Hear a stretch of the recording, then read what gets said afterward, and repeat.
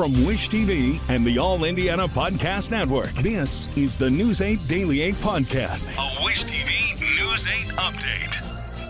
Hello, I'm Jeremy Jenkins, and this is your News 8 Daily 8 Podcast for Wednesday, June 11th. We begin with the news from IMPD. Police are asking anyone with information to come forward after 3 men were injured in a shooting on the near west side. IMPD says they were called just after 8:15 last night to a disturbance at Hawville Park. Police found one man shot at 10th and Bellevue and later found another person shot at Michigan and Pershing. IMPD says a third shooting victim drove themselves to Eskenazi Hospital. All 3 men are stable. IMPD says they believe the shootings are connected, but have not said what may have led to them. IMPD is also taking action to try and curb the spike of car thefts. The department will give car owners free steering wheel locks. IMPD says 3,000 cars have been stolen in Indianapolis this year. That's an average of 18 vehicles stolen each and every day, and a 38% increase from this time last year. Police tell News 8 that part of the reason for the spike is a social media video detailing how to steal certain models of Kias and Hyundais. Police also say so far there has not been a corresponding rise in arrests for car theft. In Washington, President Biden spoke at a gun violence prevention conference just hours after the guilty verdict of his son Hunter Biden in his federal gun trial yesterday. Biden chose not to comment on the trial during the event. Instead, the president highlighted the upcoming anniversary of the signing of the bipartisan Safer Communities Act. It's the most significant gun legislation in nearly 30 years. We passed it only because you went out and worked like hell to get it done. No single action can solve the entirety of the gun violence epidemic, but together, our efforts, your efforts, are saving lives. The legislation came after the deadly shooting at Robb Elementary School in Uvalde, Texas in 2022. A new state law requiring age verification for adult consent websites is being challenged just before it takes effect. Adult entertainment companies say they believe the new law is unenforceable under federal law.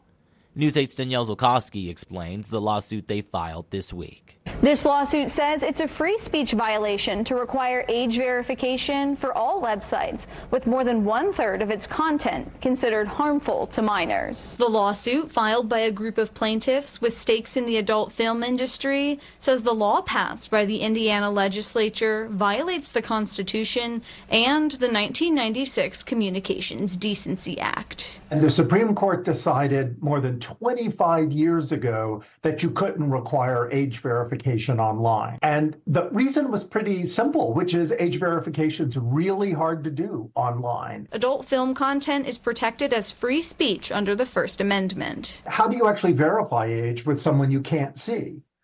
And so usually we do that by collecting a lot of information about them. Age verification is an expensive process. The cost burden would likely be on companies and consumers. There are also concerns about these websites having access to personal information. Now we've got a big privacy issue. And interestingly, the state law prohibits you from saving that information. But of course, you have to save it to prove that you did it. The suit names Indiana State Attorney General Todd Rokita because he will have to enforce the law. He shared a statement on social media. Children shouldn't be able to easily access explicit material that can cause them harm. It's common sense. We need to protect and shield them from the psychological and emotional consequences associated with viewing porn. We look forward to upholding our constitutional duty to defend this law in court. We don't require that everybody else protect kids. What we require is that we build in through schools and community organizations and families the sense of education and training that we hope will help kids protect themselves. Kate and the lawsuit point out that kids are now very computer literate and could likely get around age verification barriers. This law is set to go into effect on July 1st. The group is asking for an injunction so this lawsuit can be settled before the law would potentially be enforced. I'm Danielle Zulkowski for Wish TV, wishtv.com, and follow us on Facebook for updates. The Fever's Caitlin Clark and Isaiah Jackson of the Pacers joined the nonprofit 1001 to build wall panels for a Habitat for Humanity home in Boone County. They took pictures with volunteers and even hit the court with some kiddos. The family, who will eventually own the home, says it's been 2.5 years in the making. Home ownership for me, it means stability for the kids. And that's the most important thing for me. Habitat for Humanity says the home is set to be finished this fall. When it comes to the weather, Storm Track 8 says today will bring more pleasant weather, but the scorching hot temperatures are just around the corner. Meteorologist Sarah Hastings has your News 8 Daily 8 forecast. We've got lots of sunshine out there today. Overall, I think it's going to be a beautiful day, but warmer, especially heading into the afternoon. About 10 degrees warmer or so than what we had yesterday. We are starting off with sunny skies, and right now we are anywhere between about 9 and even almost close to 15 degrees warmer than what we were 24 hours ago. And we're going to see those temperatures just climb later this afternoon into the mid and maybe even upper 80s in many spots. A live look here from our Speedway camera overlooking downtown Indianapolis. 65 degrees in Indy, southwest winds at 7 miles per hour. We've got our dew point value into the upper 40s here, so very comfortable air mass in place right now. We're at 67 in Crawfordsville, almost near 70 in Lebanon, and Noblesville. Greenfield is coming in right now at 70 degrees, and we're at 68 right now in the Greenwood area. Satellite picture shows that we have mostly clear skies pretty much across the entire state. One little thin line of clouds moving in just north and west of Lafayette, also in the South Bend area. And I checked Storm Tracker. We actually had a few radar returns popping up across parts of LaPorte County, just to the south and west of South Bend, and then one little lone shower north and west of Monticello. So 1 or 2 showers out across parts of northern Indiana, but that's it for the day today. I think we're going to be sunny and dry. Temperatures climbing close to 80 degrees at lunchtime and mid and upper 80s later this afternoon. Those winds will be out of the southwest at about 5 to 10 miles per hour. So above normal conditions today, and we're going to continue to see those temperatures soar as we go into the rest of the week.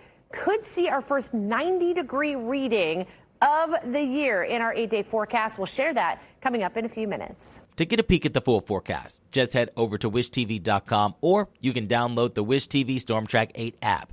And don't forget to check out our Storm Track 8 weather blogs.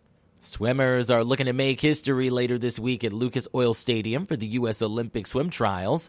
For fans, a familiar face and voice is offering a look at the splash the city has made in sports over the years. News 8's Colin Bailey reports. The day those trials started, you could see we had the Eiffel Tower behind us. Feels like we're in Paris, but we're here in Indianapolis. Here to talk about those walking tours at Sampson. You're excited, I know. I'm so excited. Share with our viewers about what they can expect on those tours. We can expect a lot of history about Indianapolis, history about swimming. We're the perfect place in the world to be hosting the United States Olympic swim trials. Of course, they're going to be here in the U.S., but we've done this before. We're a sports town. We're a sports city.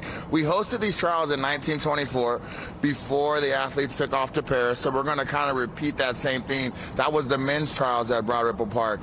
Let me tell you this, though. The ladies got active at Broad Ripple Park in 1952. There was a Broad Ripple graduate who qualified for the Olympics in the Broad Ripple Park pool. Like, how about that? So we got swimmers here. We got a rich history of swimming down at IU.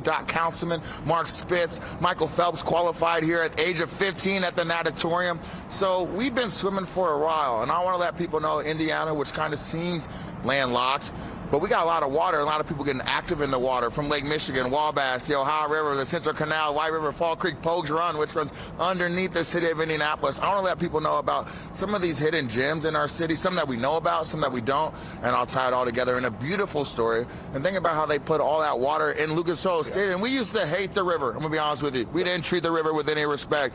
Dirty, pollution, nasty. But now look at us. The water is so clean in there. Just a little treatment, light treatment, not too crazy, into Lucas Oil Stadium. So those swimmers are going to get active in front of 30,000 fans. Just to put this into perspective, I know I'm talking a lot. We're going to walk and talk a lot. To put this into perspective, okay, the natatorium seats 4,700. And that was the largest indoor swimming pool, right? That's a big deal. What's bigger than Lucas Oil Stadium? This is where they play the Super Bowl. They're going to put water in there from the White River. And not just water from the sink, water from the White River right into there. So I'm so excited. You know, I think it's going to be a big thing for the city. Week long, we get so active. And think about All-Star Week. You guys remember All-Star Weekend? You're probably freezing cold trying to walk and talk with me.